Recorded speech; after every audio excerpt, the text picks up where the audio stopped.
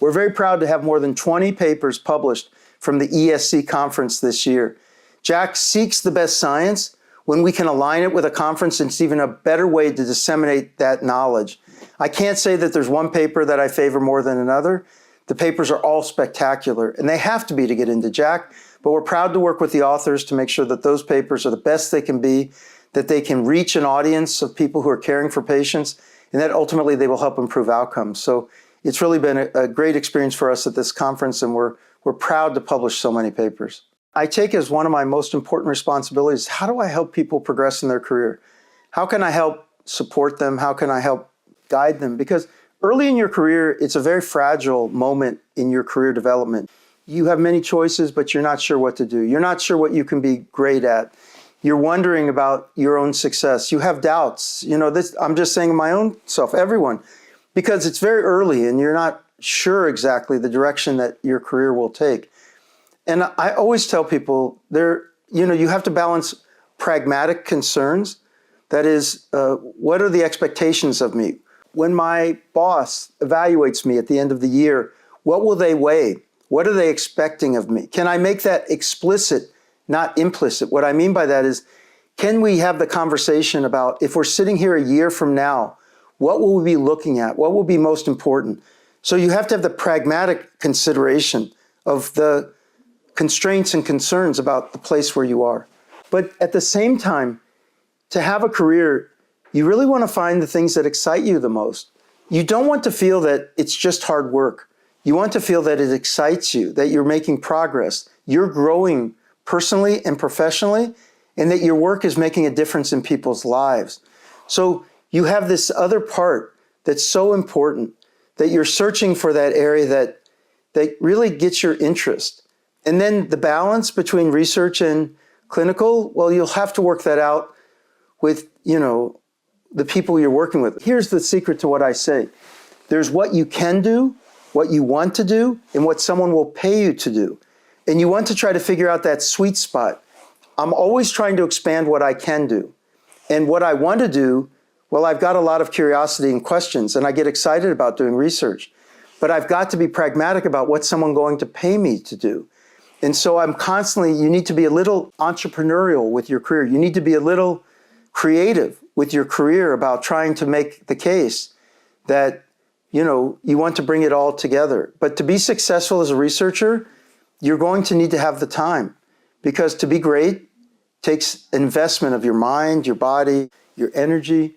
So you've got to try to work to convince those around you that you're trying to find the time to make important contributions, and you're trying to find the balance. So it's always that kind of discussion. There's no one right way for anyone, but you've got to be pragmatic. That is what someone's going to pay you to do. It's true. You have to be pragmatic, but you also have to have a dream of finding that area that excites you so much that you really just want to do the work, and you would do it for free if that was the situation, because you're driven to make the contribution in that area that you love and that you really want to pursue. So you want to try to find that area. If you don't find that area, you shouldn't be doing something that, thinking you're doing it for someone else. You need to find the thing that works for you. I always work quite hard, not because I was trying to get somewhere, not because I thought that's what I need to be in this position, but because I was inspired to do it. That's what I mean when I say, find the area that doesn't feel like work. Find the area that excites you, that inspires you, that you think you can make progress in, that builds on your personal and professional growth. And so, I always have felt my whole career, I never have enough hours because I always want to do more. But also I had family, friends, and I recognize that life is more than just work.